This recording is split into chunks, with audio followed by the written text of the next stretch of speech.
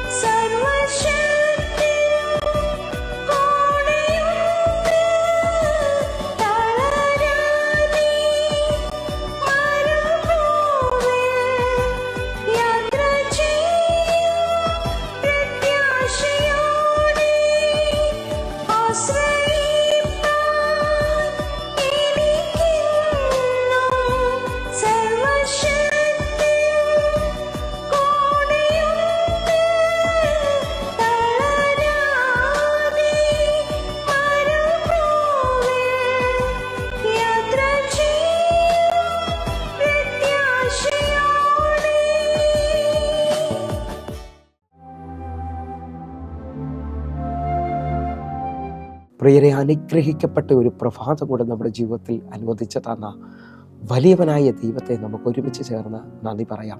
എത്ര പേർ പറയും, ഞാൻ മിമ്മതല്ല, എൻ്റെ ദൈവം നിർത്തിയതാണ്. ഒന്നുകൂടെ പറഞ്ഞാൽ 2025 മെയ് മാസം 10 തീയതി വരെയും എന്നെയും എൻ്റെ കുടുംബത്തെയും കണ്ണിലെ കൃഷ്ണമണി പോലെ സൂക്ഷിക്കുകയും വിടുവിക്കുകയും ചെയ്ത വലിയവനായ ദൈവത്തിന് നന്ദി പറഞ്ഞുകൊണ്ട് ഈ പ്രഭാത ചിന്തയിലേക്ക് നമുക്ക് ഒരുമിച്ച് അടുത്തു വരാം. നമ്മെ കാക്കേണ്ടതിന് ദൈവം കൽപ്പിച്ചാക്കിയിരിക്കുന്ന ദൈവത്തിന്റെ ദൂതന്മാർ. പ്രിയരെ, പ്രാരംഭവാക്യത്തിലേക്ക് 103 സങ്കീർത്തനം അതിന്റെ 20 വാക്യം. അവന്റെ വചനത്തിന്റെ ശബ്ദം കേട്ട് അവന്റെ ആജ്ഞ അനുസരിക്കുന്ന വീരന്മാരായ അവന്റെ ദൂതന്മാരായുള്ളവരെ യഹോവയെ വാഴ്ത്തുവിൻ.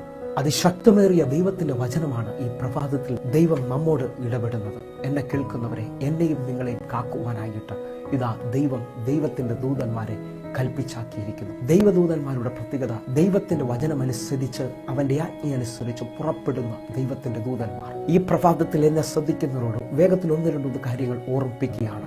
ബൈബിളിൽ 273 പ്രാവശ്യം ദൈവദൂതന്മാരെ കുറിച്ച് വചനത്തിൽ രേഖപ്പെടുത്തിയിരിക്കുന്നു. പഴയ നിയമത്തിൽ 108 പ്രാവശ്യവും പുതിയ നിയമത്തിൽ 165 പ്രാവശ്യവും രേഖപ്പെടുത്തിയിരിക്കുന്നതായി നാം കാണുന്നു. അതിൽ 104 പ്രാവശ്യം തന്റെ ഭക്തന്മാരുടെ മുമ്പിലേക്ക് അവരെ വിടുവിക്കേണ്ടതിനു വേണ്ടി ദൈവത്തിന്റെ ദൂതന്മാർ ഇറങ്ങി വന്നതായി നമുക്ക് കാണാൻ കഴിയുന്നു, അല്ലെങ്കിൽ നേരിട്ട് വെളിപ്പെട്ടതായി കാണുന്നു. എങ്കിൽ ഈ പ്രഭാതത്തിൽ വഴിയടഞ്ഞും മുമ്പോട്ട് പോകാൻ പറ്റാതെ എന്നെ കേൾക്കുന്ന പ്രിയ സഹോദര സഹോദരി, നിങ്ങൾക്ക് വേണ്ടിയും ദൈവം ഒരു ദൂതനെ കൽപ്പിച്ചാക്കുന്നു എന്ന് വിശ്വസിക്കുക. ഞാൻ ഇങ്ങനെ ഒരു നടന്ന സംഭവം കേട്ടിട്ടുണ്ട്. അതും നിങ്ങളുടെയും ആത്മീക വർധനവിന് വേണ്ടി ഞാൻ ഈ സമയത്ത് നിങ്ങളുമായി പങ്കുവെക്കുകയാണ്.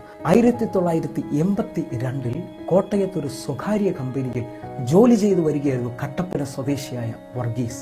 എന്നാൽ ആ സമയത്ത് കമ്പനി തൊഴിലാളി യൂണിയൻ ഒരു തീരുമാനത്തിലേക്ക് വന്നു, ഇനി ഓവർ ടൈം ചെയ്യണ്ട. ആ സമയം മുതൽ തൊഴിലാളി യൂണിയൻ കമ്പനിയിൽ ഒരു സമരം പ്രഖ്യാപിച്ചു. എന്നാൽ കട്ടപ്പന സ്വദേശിയായ വർഗീസ് ഒരു ദൈവവൈദ്യനായതുകൊണ്ടും ഒരു യൂണിയനിലും ചേരാതെ ദൈവത്തിൽ മാത്രം വിശ്വസിക്കുകയും ആ കമ്പനിയിൽ കയറിയിട്ട് ദീർഘകാലമാകാത്തതുകൊണ്ട് തനിക്ക് സാമ്പത്തിക ആവശ്യമുള്ളതുകൊണ്ട് താൻ ഓവർ ടൈമുള്ള ഒരു ഷിഫ്റ്റ് തിരഞ്ഞെടുത്തു. കമ്പനി അധികാരികൾക്ക് തന്നെ പൂർണ്ണമായി ബോധിച്ചു. എന്നാൽ തൊഴിലാളി യൂണിയൻ സംഘടനയ്ക്ക് മുഴുവൻ വർഗീസിനോട് വല്ലാത്ത ദേഷ്യം തോന്നി. അവർ വർഗീസിനെ അവസാനിപ്പിക്കുവാൻ തീരുമാനമെടുത്തു. തന്റെ ഓവർ ടൈം ഷിഫ്റ്റ് കഴിഞ്ഞിട്ടിതാ രാത്രി 12:30 വർഗീസ് കമ്പനി വിടുകയാണ്. ഏകദേശം 1 മണിയായപ്പോഴത്തേക്ക് കമ്പനിയുടെ ഗേറ്റ് കടന്നിതാ വർഗീസ് തന്റെ വാടക വീട് ലക്ഷ്യമാക്കി യാത്രയാകുകയാണ്. താൻ ഒരു കാഴ്ച കണ്ടു. തന്റെ തൊട്ടു മുമ്പിലായിട്ട് അതിബലശാലിയായ ഒരു വ്യക്തി, ഒന്നുകൂടെ പറഞ്ഞാൽ വർഗീസിന്റെ നോട്ടത്തിൽ ഇതുവരെയും അത്രയും ബലമുള്ള ഒരു മനുഷ്യനെ കണ്ടിട്ടില്ല. തനിക്ക് മുമ്പായി നടന്നു നീങ്ങാനായിട്ട് വർഗീസ് കണ്ടു. താൻ മുമ്പോട്ട് നടക്കുന്ന സമയത്ത് സൈഡിലെ കുറ്റിക്കാട്ടിൽ നിന്ന് ഒരു ശബ്ദം താൻ കേൾക്കുകയാണ്. കട്ടപ്പന സ്വദേശിയായ വർഗീസാണോ ഈ കടന്നു പോകുന്നത്? ഇതാ താൻ മറുപടി പറയാണ്, അതേ ഞാൻ വർഗീസാണെന്നും. മറുസൈഡിൽ ആൻസർ വരികയാണ്, ഞാൻ ചുമ്മാതെ ചോദിച്ചെന്നേ ഉള്ളൂ. തന്റെ വാടക വീടിന്റെ അടുക്കൽ വന്നപ്പോൾ തന്റെ മുമ്പിൽ നടന്നയാൾ തന്നെ വിട്ട് അകന്നു പോകുന്നതായി കണ്ടു. വർഗീസ് അത് ശ്രദ്ധിച്ചില്ല. എന്നാൽ അടുത്ത ദിവസം പുലർച്ചയിൽ തന്നെ യൂണിയൻ തൊഴിലാളി സംഘടനയുടെ നേതാവിൽ ഒരാൾ വർഗീസിന്റെ വാടക വീട്ടിലേക്ക് ഓടിയെത്തി വർഗീസിനോട് ചോദിച്ചു, വർഗീസെ, നിനക്ക് മുമ്പായിട്ട് നടന്നു നീങ്ങിയ ആ വ്യക്തി ആരാണ്?